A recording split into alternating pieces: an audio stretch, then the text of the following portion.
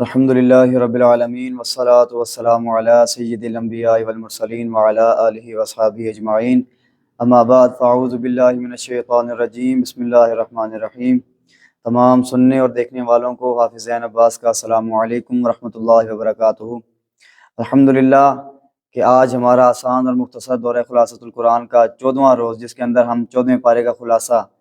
سیکھنے کی کوشش کریں گے۔ دعا ہے اللہ تعالی ہم سب کو سیکھ کر سمجھ کر اس پر عمل پیرا ہونے کی توفیق عطا فرمائے۔ 14ویں پارے کی جو ابتدائی آیات ہیں ان کا جو شان نزول ہے وہ یہ ہے کہ جب اہل جہنم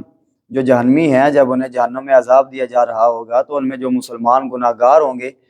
کافر ان لوگوں کو طعنہ دیں گے کہ ہم لوگ تو چلو کفر کی وجہ سے دوزخ میں آئے ہیں، تم تو مسلمان تھے، تم تو اسلام ہونے کا جو ہے تم لوگوں نے اس کو قبول کیا تھا، اس کا اقرار کیا تھا، تو تم لوگ کیا کر رہے ہو یہاں پر؟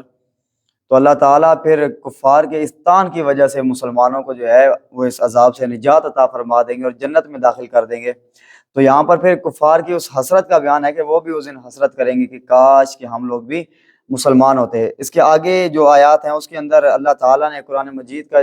کی جو حفاظت ہے اس کا ذمہ خود لیا ہے، یہاں پر اس چیز کا ذکر کیا گیا ہے۔ آگے چل کر آیت نمبر 14 اور 15 میں فرمایا کہ اگر ہم آسمان کا کوئی دروازہ کھول دیں اور جو یہ منکرین ہیں، انکار کرنے والے ہیں، یہ خود چڑھ کر چلے جائیں، تو تب بھی بجائے اس کے کہ یہ حق کو قبول کریں، یہ لوگ کہیں گے کہ ہم پر کوئی جادو کر دیا گیا ہے یا ہماری نظر بندی کر دی گئی ہے، یعنی کہ یہ لوگ تب بھی حق کو قبول نہیں کریں گے۔ آگے چل کر آیت نمبر 17 میں بتایا کہ شیطان جو ہیں یہ آسمانوں پر جا کر فرشتوں کی باتیں سننے کی کوشش کرتے ہیں تو انہیں آگ کے کوڑے مارے جاتے ہیں، یعنی ان کا داخلہ عالم بالا میں بند ہے۔ اس کے بعد آیت نمبر 19 میں اللہ تعالیٰ کی نعمتوں کا ذکر ہے اور ساتھ یہ بتایا گیا کہ تمام نعمتوں کے جو خزانے ہیں وہ صرف اور صرف اللہ تعالیٰ کے پاس ہیں۔ آگے چل کر اللہ تعالیٰ نے اپنی قدرت جو ہے اس کا اظہار فرمایا۔ اللہ تعالیٰ نے کہا کہ یہ جو پانی سے لدے ہوئے جو بادل ہیں، ان کو ہوا کے اندر جس نے لاکھوں گیلن پانی کو جس نے برقرار رکھا ہوا ہے وہ صرف حق تعالیٰ کی ذات ہے، رب تعالیٰ کی ذات ہے۔ آگے چل کر آیت نمبر 24 میں فرمایا کہ اگلوں اور پچھلوں کا جو علم ہے وہ اللہ تعالیٰ کے پاس ہے، سب کا علم اللہ تعالیٰ کے پاس ہے اور وہی سب کو ایک دن جمع کرے گا، یعنی کہ اسی کی جانب سب کو جو ہے جمع ہونا ہے۔ آگے آیت نمبر 26 سے لے کر 47 میں انسانوں اور جنات کی جو جوہر تخلیق ہے اس کا بیان کیا گیا ہے۔ آیت نمبر 79 سے 84 جو ہے اس سے آگے اصحاب الایکہ، اصحاب الحجر کا بیان ہے کہ ان لوگوں نے اللہ تعالیٰ کا جو دین ہے، جو حق کی دعوت ہے، اس سے اعراض کیا، اس کو قبول نہ کیا۔ تو ان کے متعلق بتایا جا رہا ہے کہ ان کی تعمیری صلاحیتیں یہ تھی کہ وہ پہاڑوں کو کھود کر اس کے اندر جو ہے وہ محفوظ مکانات بناتے تھے، تو لیکن انہوں نے اللہ تعالیٰ کے جو انبیاء تھے ان کو جھٹلایا، تو سزا میں ان کے جو وہ محفوظ مکانات تھے، جو ان کی صلاحیتیں تھیں، وہ بھی ان لوگوں کو اللہ تعالیٰ کے عذاب سے نہ بچا سکی۔ اس کے بعد آیت نمبر 99 میں جو ہے قرآن مجید کی نعمت اور سورہ فاتحہ کا خاص طور پر ذکر کیا گیا اور یہ بھی کہا کہ جو کفار اگر اسلام قبول نہیں کر رہے تو اس پر آپ تنگ دل نہ ہوں،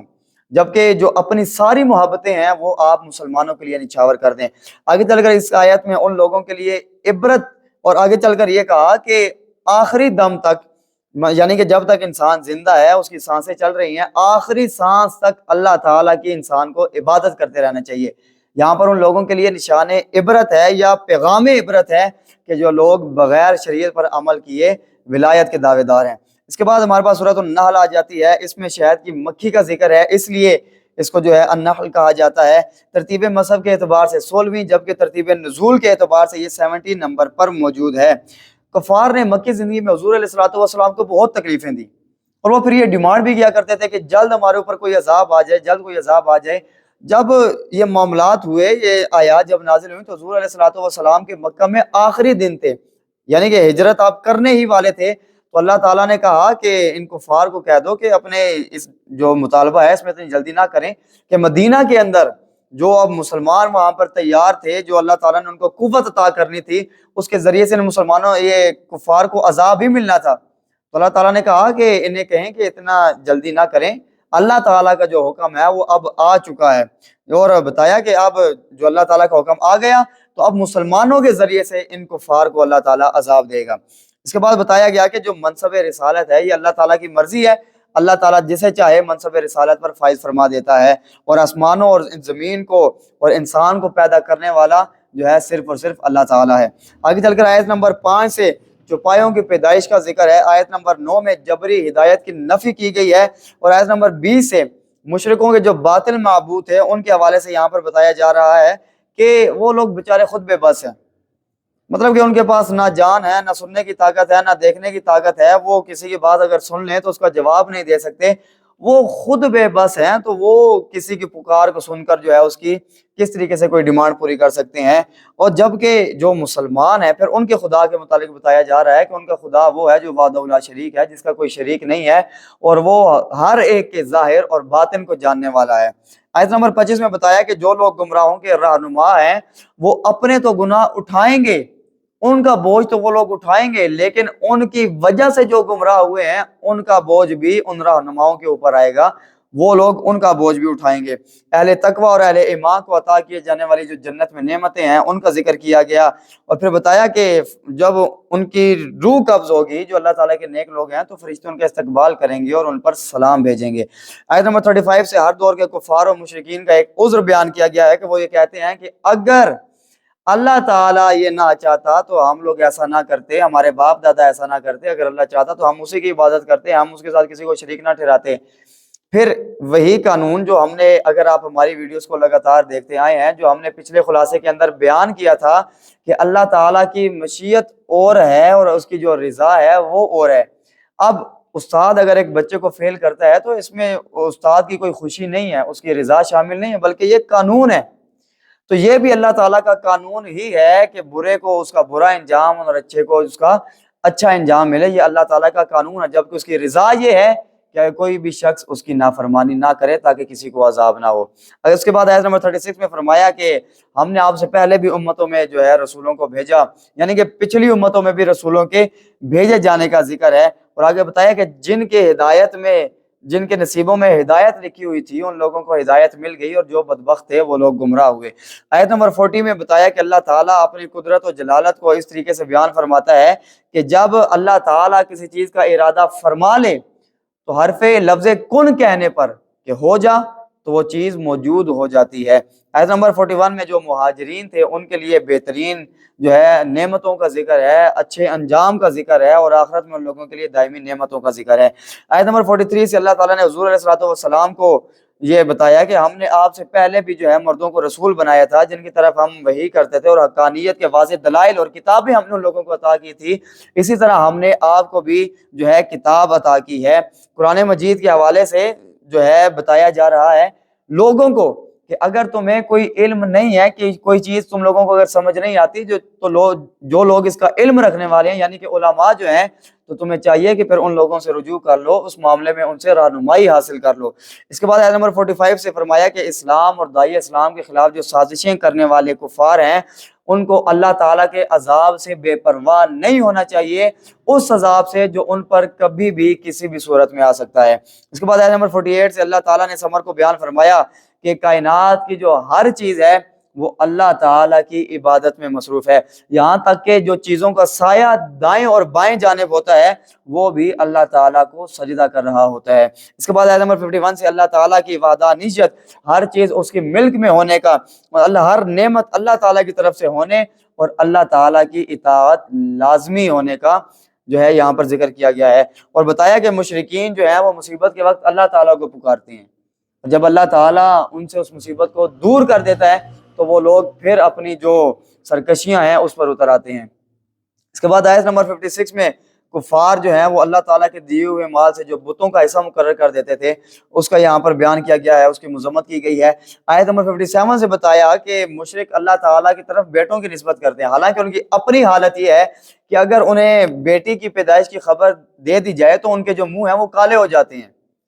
یعنی کہ وہ سمجھتے ہیں کہ اب ہم لوگ جو بیٹی پیدا ہو گئی ہے اس ذلت کے ساتھ اس کو زندہ رکھیں یا اس کو زندہ درگور کر دیں۔ یہ تب کی بات ہے جب قرآن کریم نازل ہو رہا تھا، یعنی کہ دور جاہلیت میں جو ہے بیٹیوں کو بوجھ سمجھا جاتا تھا، عورت ذات کو بوجھ سمجھا جاتا تھا، اور عزت بچانے کے لیے اس کو مار دیا جاتا تھا۔ تو پھر اسلام ہی ہے کہ جس نے ماں بہن بیٹی بیوی کی روپ کے اندر اس کو جو ہے ایک مرتبہ عطا فرمایا ہے، اور جو ایک اسلامی نظام ہے اس کے اندر عورت اپنا ایک مقام اور ایک اپنا مرتبہ رکھتی ہے۔ اس کے بعد آیت نمبر 60 میں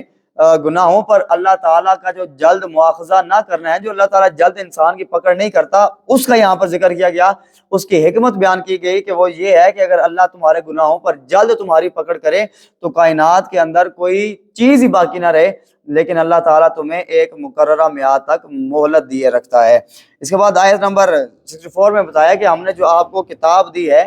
یہ اسی لیے ہے کہ آپ لوگوں پر وہ چیزیں واضح کر کے بیان کر دیں جس میں وہ لوگ اختلاف کرتے ہیں، اور یہ کتاب مومنوں کے لیے ہدایت ہے اور سراپا رحمت ہے۔ اس کے بعد آیت نمبر 66 میں اللہ تعالیٰ کی قدرت کی نشانیاں بیان کی گئی ہیں۔ آیت نمبر 68 میں شاید کی مکھی کا ذکر ہے کہ اللہ تعالیٰ نے اس کو یہ صلاحیت بخشی ہے کہ وہ جو ہے چھپروں پر یا پہاڑوں پر یا درختوں پر جو ہے اپنا مضبوط گھر بنا لیتی ہے، اور پھر ہر قسم کے پھل پھول سے رس چوس کر جو ہے اس کے معدے کے اندر شہد بنتا ہے جس میں انسانیت کے لیے شفا رکھی گئی ہے۔ اس کے بعد آیت نمبر 70 میں انسان کی پیدائش، وفات اور بڑھاپے کا تاریخ کرنا اللہ تعالیٰ کی طرف سے ہونے کا بیان ہے۔ آیت نمبر 71 اور 72 سے اللہ تعالیٰ نے فرمایا کہ اس نے اپنی حکمت کے تحت بعض لوگوں کو بعض پر روزی میں فضیلت دی ہے، اور پھر اسی طرح اللہ تعالیٰ نے لوگوں کو جو ہے اولاد نعمت عطا کی ہے، پاکیزہ رزق عطا کیا ہے، لیکن پھر بھی لوگ اللہ تعالیٰ کی جو نعمتیں ہیں ان کی ناشکری کرتے ہیں۔ اس کے بعد آیت نمبر 75 سے اللہ تعالیٰ ایک مثال بیان کر رہا ہے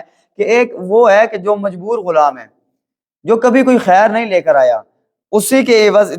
دوسرا ہے وہ یہ ہے کہ جب بھی جاتا ہے کوئی مال کی فراوانی لے کر آتا ہے جو فائدہ مند ہے۔ اور ایک اور مثال بیان کی کہ ایک شخص ایسا ہے کہ جو گونگا ہے، کوئی کام کاج نہیں کر سکتا، کسی کام کا نہیں ہے، اور اسی کے برعکس وہ ہے جو راہ ہدایت پر ہے اور اچھے کام کرتا ہے، تو بھلا یہ دونوں برابر ہو سکتے ہیں؟ تو آگے چل کر فرمایا کہ جب انسان جو ہے اس معاملے میں آ کر جو ہے بے اختیار و با اختیار، بے فیض اور با فیض ہونے کے معاملے میں برابر نہیں ہو سکتے، تو جو بت ہیں وہ اللہ تعالیٰ کے کیسے شریک ہو سکتے ہیں؟ آگے چل کر فرمایا کہ قیامت جو ہے پلک جھپکنے یا اس سے بھی کم وقت میں قائم ہو جائے گی، اور اس کے آگے بتایا کہ اللہ تعالیٰ اگر تمہیں جو اللہ تعالیٰ نے سننے کی، دیکھنے کی، سمجھنے کی صلاحیتیں عطا کی ہیں، اسی لیے کی ہیں تاکہ تم اللہ تعالیٰ کے شکر گزار بندے بن جاؤ۔ اس کے بعد آیت نمبر 79 میں فرمایا کہ جو پرندوں کو فضاؤں میں